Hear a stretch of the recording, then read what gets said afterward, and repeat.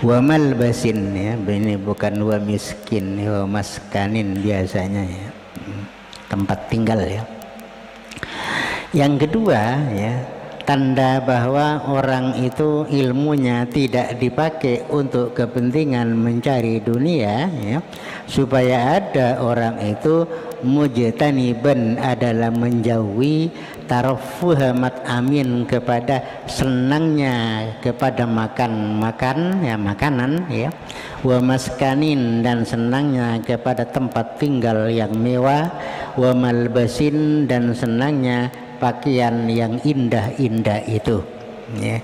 Jadi bukti yang kedua bahwa orang yang ilmunya itu tidak dipakai untuk mencari kepentingan kedua, orang itu tidak senang kepada makanan yang enak-enak, ya. Tidak senang kepada tempat tinggal yang elak, yang bagus-bagus, itu biasa-biasa saja, ya. Wal malbasin dan tidak senang kepada pakaian yang mahal-mahal. Artinya pakaiannya ya biasa-biasa saja, tempat tinggalnya ya biasa-biasa saja, makanannya sehari-hari itu ya pada umumnya lah, tak senang kepada yang mewah-mewah itu. Itu tanda bahwa orang itu ilmunya tidak dipakai untuk mencari kepentingan duniawi, ya. Wa yakuna munazilan munqabidan an mukhalatatis sultan. Yang ketiga, tanda yang ketiga bahwa ya ilmunya itu tidak dipakai untuk mencari dunia, ya. Wa yakuna dan ada siapa orang yang mencari ilmu itu munazilan adalah ya menjauhkan diri, munqabidan itu menahan diri, an mukhalatatis sultani dari bergaul dengan penguasa, ya. Yang ketiga tandanya bahwa ilmunya itu tak dipakai untuk mencari dunia, ya, yaitu orang itu tidak suka bergaul dengan penguasa, ya. Tak mau rengik-rengik minta ini kepada penguasa, itu tidak mau, ya. Illa linushin lahu, kecuali untuk memberikan nasihat lahu kepada sultan, au liraddi madzalima ila arbabiha, atau untuk mengembalikan barang-barang rampasan atau barang-barang kezaliman yang dirampas oleh penguasa itu, ya, ila arbabiha untuk dikembalikan kepada orang-orangnya, ya. Aulis syafaati fi mardatillahi, atau untuk memberi pertolongan di dalam melakukan apa-apa yang diridhoi oleh Allah Subhanahu wa taala, ya. Jadi orang yang ilmunya tandanya orang itu ilmunya tidak dipakai mencari dunia, orang itu tidak suka, ya, berhubungan dengan penguasa, tidak suka, ya. Kecuali, ya, bisa berhubungan dengan penguasa ada tujuannya apa? Untuk memberikan nasihat kepada penguasa. Pak penguasa, sampian jadi penguasa jangan sampai menindas rakyatnya, itu namanya memberi nasihat namanya, ya. Rakyatnya semuanya itu harus dibahagiakan, baik ekonominya dan lain sebagainya. Jadi sampean selaku orang yang bertanggung jawab kepada rakyatnya, kan kayak gitu kan. Dan itu namanya kepentingannya untuk nasihat. Dan umpamanya penguasanya zalim, banyak merampas misalnya kepada harta-hartanya masyarakat, maka itu didekati penguasanya itu, Pak, kelakuan sampean itu sampean zalim, merampas haknya itu, baiknya harus dikembalikan kepada orangnya, Pak, itu ndak bagus, ya. Pangkat sampean ndak kira selamanya, Pak. Umpamanya kayak gitu. Orang seperti itu bagus, punya ilmu tapi digunakan untuk memberikan nasihat kepada penguasa-penguasa yang zalim kepada rakyatnya misalnya, ya, misalnya. Wala yakuna musari'an ilal fatawa. Yang keempat, ya, supaya tidak segera memberikan fatwa, ya. Supaya tidak gampang, tidak cepat-cepat orang itu memberikan fatwa kepada orang yang minta fatwa, ya. Baiknya bagaimana? Ka'ayyadulla ala man huwa a'lamu minhu. Ya, baiknya ya orang itu ndak usah memberi fatwa sendiri, tapi dia itu menunjukkan kepada orang yang orang itu lebih alim ketimbang dengan dirinya itu. Ya. Jadi misalnya ada orang punya ilmu dimintai fatwa oleh orang, itu jangan langsung memberi fatwa. Ya.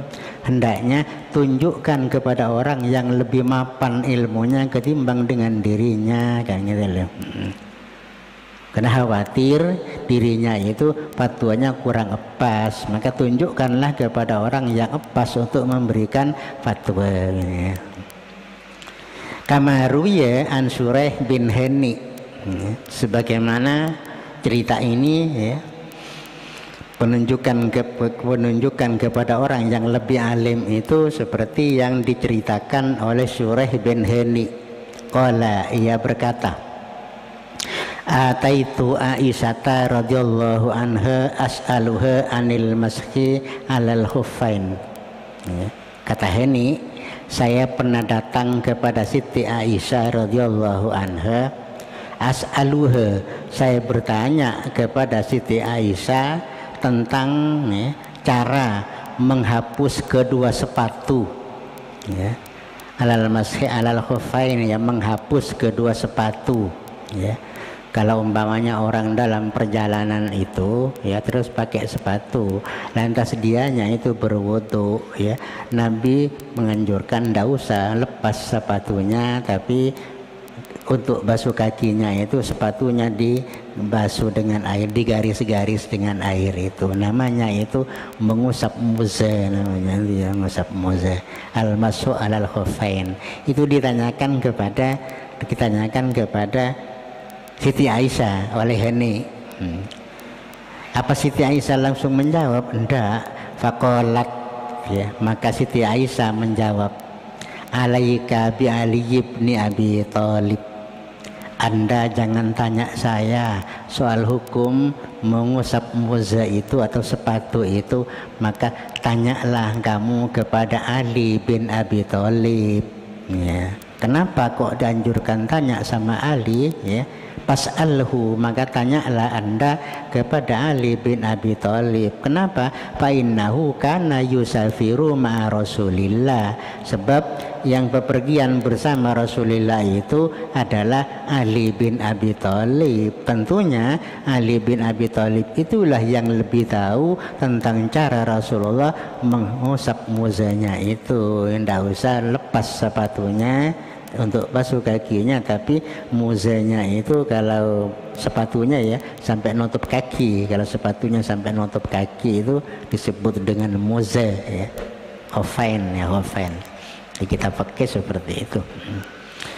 Jadi yang tahu Sayyidina Ali, sebab Sayyidina Ali yang bepergian bersama Rasulullah pada waktu berwudu tidak melepas sepatunya, tapi hanya diusap dengan air di bagian luarnya itu. Yang tahu persis Sayyidina Ali. Siti Aisyah tidak tahu, makanya dianya itu tidak menjawab kepada pertanyaan Hani, ditunjukkan kepada orang yang epas untuk memberikan jawaban, yang sering bersama Rasulullah, ya ini siapa? Sayyidina Ali, kan itu loh. Jadi bukan Siti Aisyah tidak tahu ya, tapi ada yang lebih tahu ya. Kepada kasus seperti itu ada yang lebih tahu, yaitu siapa? Sayyidina Ali. Fasa'alnahu, maka akhirnya kami bertanya kepada Sayyidina Ali ya. Jadi dijawab oleh Sayyidina Ali, karena Sayyidina Ali tahu persis ya pada waktu Rasulullah melakukan hal seperti itu, lantas diikuti oleh sahabat-sahabat yang lain pada waktu perjalanan melalui dalam peperangan itu loh, dalam peperangan itu ya. Ya jalan perjalanan Nabi itu yang sering yaitu dalam peperangan itu.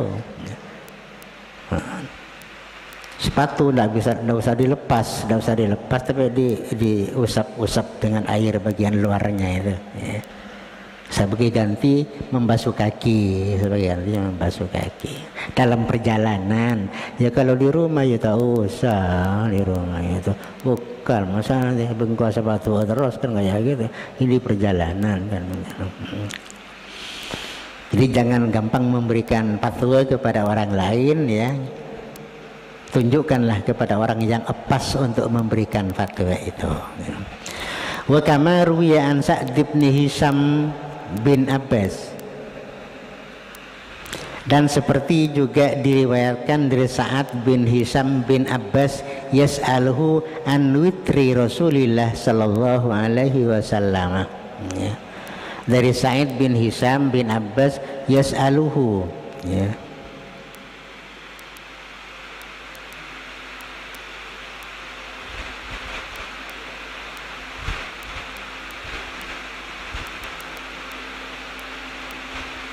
Ada yang ibaratnya lain ya. Kama ruwiya an Sa'd bin Hisham. Terus langsung ibnah. Hah? Bi abi min abi bin Abi Abbas. Coba jangan. Tidak enak. Ata Ibnu Abbas ini ya, kurang, banyak kurangnya ini ya. Ini yang benar ya. An Sa'd bin Hisham bin Amir annahu ata Ibnu Abbasin ya.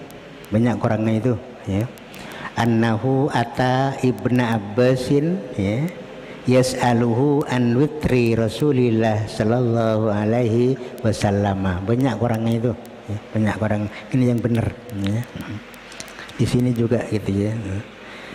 Kama ruwiya an Sa'd bin Hisham ya.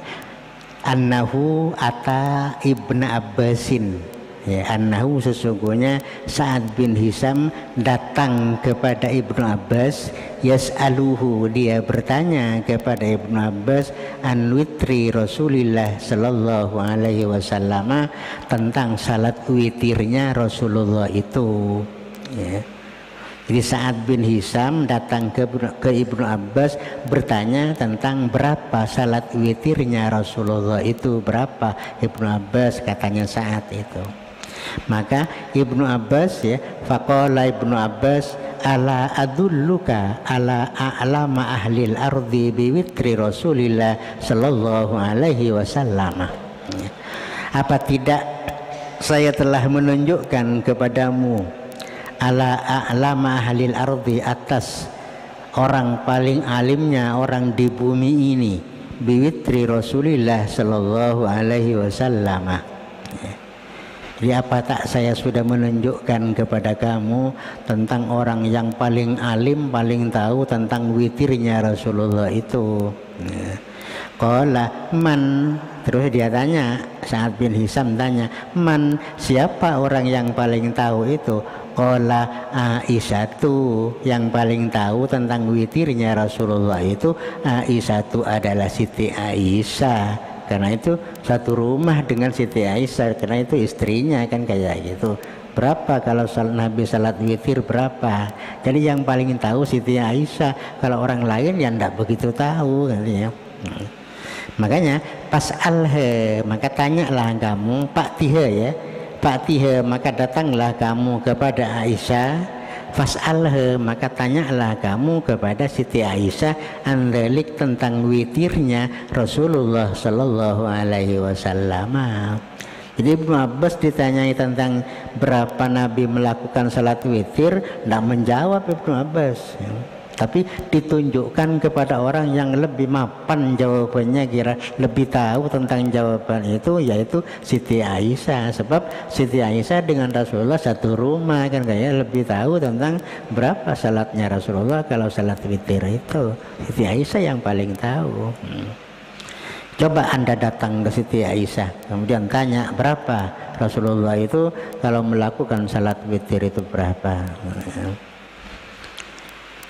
Ini namanya tak langsung memberikan fatwa kepada orang, maka ditunjukkan kepada orang yang lebih pas untuk memberikan jawaban sesuai dengan pertanyaan itu. Karena kalau ditanyakan kepada orang yang pas untuk memberikan jawabannya, insya Allah jawabannya itu tak ragu lagi, pasti meyakinkan jawabannya itu kayaknya. Karena orang yang tepat namanya itu. Wa kama ruwiya an Imran bin Hatton, dan seperti juga diriwayatkan cerita dari Imran bin Hatton, an Imrana bin Hattana, ya. Qala, Imran bin Hatton berkata, Sa'altu Aisyata anil hariri, saya tanya kepada Siti Aisyah tentang hukum memakai baju sutra. Jadi Imran ini tanya kepada Siti Aisyah, gimana Siti Aisyah hukumnya orang memakai baju sutra. Orang laki-laki maksudnya ya, orang laki-laki yang pakai baju sutra itu gimana ya. Kalau perempuan kan tak apa-apa kan, ini laki-laki. Tanya sama Siti Aisyah. Faqalat, maka Siti Aisyah menjawab, I'ti Ibnu Abbasin, coba kamu datang kepada Ibnu Abbas, ya. Pas'alhu, maka tanyalah kamu kepada Ibnu Abbas, ya. Pas'altuhu, maka saya tanya kepada Ibnu Abbas, ya. Faqala sal Ibnu Amrin, ini tondong boleh ini.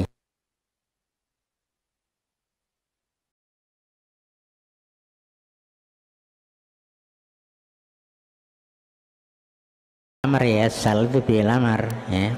Dari salah ya salu, bukan dari salah ya salu, bukan, tapi dari salah ya salu, ya. Kalau salah ya salu is'al amarnya, ya. Tapi setelah ditukar hamzanya kepada alif menjadi salah ya salu, asalnya sa'ala yas'alu bina mudhaf ain, ya, apa mahbus ain, ya, mahbus ain kan. Asalnya sa'ala yas'alu is'al amarnya, ya, ditukar hamzanya kepada alif yang menjadi salah yasalu, amarnya sal. Di Quran beda ini, sal Bani Israel itu ya beda. Sal Ibn Amrin, coba anda tanya kepada Abdullah bin Umar. Pasaltu Ibn Amrin, maka saya tanya, ya, kata Khattan, ya, Imran bin Khattan, ya, kepada Abdullah bin Umar. Faqala, Abdullah bin Umar menjawab, akhbarani Abu Habsin wa huwa Umar bin al-Khattab anna Rasulullah sallallahu alaihi wasallam qala innama yalbasul harira fid dunya man la khalaqa lahu fil akhirati. Lalu Abdullah bin Umar menjawab setelah ditanya tentang hukum memakai baju sutra. Akhbarani, kata Abdullah bin Umar, telah memberitakan kepadaku Abu Habsin. Siapa Abu Hafs? Siapa Abu Hafs? Yaitu Umar bin Khattab, ya. Cak napak begini, ya. Cak napak, ya, beritanya bapak, ya, tentang orang yang apa, jasa gitar, ya. Jadi akhbarani, memberitakan kepadaku siapa Abu Hafs, yakni Umar bin Khattab. Rasulullah itu menjawab, sesungguhnya, ya, bisa memakai kepada pakaian sutra pada waktu di dunia siapa orang yang tidak ada bagian bagi orang itu fil akhirati, nanti di akhirat, ya. Jadi orang yang suka pakai baju sutra pada waktu di dunia, yaitu nanti di akhirat tidak pernah kebagian pakaian sutra, tidak pernah, karena telah disempurnakan pakaian sutranya itu pada waktu masih di dunia ini, kan gitu. Makanya laki-laki itu diharamkan pakai baju sutra, ya, karena nanti dia takut tidak kebagian, ya, baju sutra, kan, ya, baju sutra. Itu informasinya seperti itu aja, yang paling yang bisa menjawab sekarang Abdullah bin Umar. Abdullah bin Umar dari bapaknya, ya, dari Umar bin Khattab, ya. Umar bin Khattab langsung dari Rasulullah, kan kayak gitu, ya. Jadi umpamanya nanti anda jadi kiai misalnya, jangan langsung memberikan fatwa-fatwa, ya. Kalau fatwanya kurang pas maka tunjukkan atau apa, ya, tunjukkanlah kepada orang lain yang lebih pas untuk memberikan jawaban kepada apa yang ditanyakan itu. Ya kalau memang betul-betul tahu ya tidak apa-apa juga ya, tidak apa-apa juga. Ini berarti apa? Jadi mufti itu harus punya tanggung jawab, ya harus mufti itu harus punya tanggung jawab biar fatwanya itu tidak keliru. Sebab kalau keliru nanti fatwanya ya tanggung jawabnya di akhirat ya mufti itu kan kayak gitu. Makanya di sini kalau ragu-ragu ya ditunjukkanlah kepada orang yang paling pas untuk memberikan jawaban itu. Wa hadza kullu minan nasihati, ini semuanya adalah merupakan nasihat bagi kita. Ya artinya kita jangan segera memberikan fatwa kepada orang lain ya tentang apa-apa yang ditanyakan oleh orang lain kalau Anda itu masih kurang pas untuk memberikan jawabannya ya, untuk memberikan jawabannya ya. Jadi umpamanya pertanyaannya urusan fikih ya serahkanlah ke orang ahli fikih kan kayak gitu yang paling pas ya. Ya umpamanya pertanyaan nanti di bidang tauhid ya serahkanlah kepada orang yang ahli di bidang tauhid ya, sehingga dengan demikian kemungkinan keliru itu kecil karena itu memang ahlinya kan gitu loh. Itu memang ahlinya ya. Kalau sekarang umpamanya ahli fikih nanti ditanyakan kepada orang yang ahli bahasa Arab misalnya ya kurang pas kan ya. Bahasa Arab yang tidak ada hukum-hukumnya kan kayak yang kaitannya dengan hukum adalah fikih kan kayak gitu. Ya sebaliknya ya orang yang tidak ngerti bahasa Arab tanya ahli fikih misalnya ya susah juga ya. Dari segi i'rabnya gimana ya, asalnya gimana kan kayak gitu misalnya ya. Misalnya sudah. Wa hadza kullu minan nasihati ya. Terus warajulin talabahul ail ilma liyasta'ina bihi ala hayatihi wallahu alam. Al-Fatihah.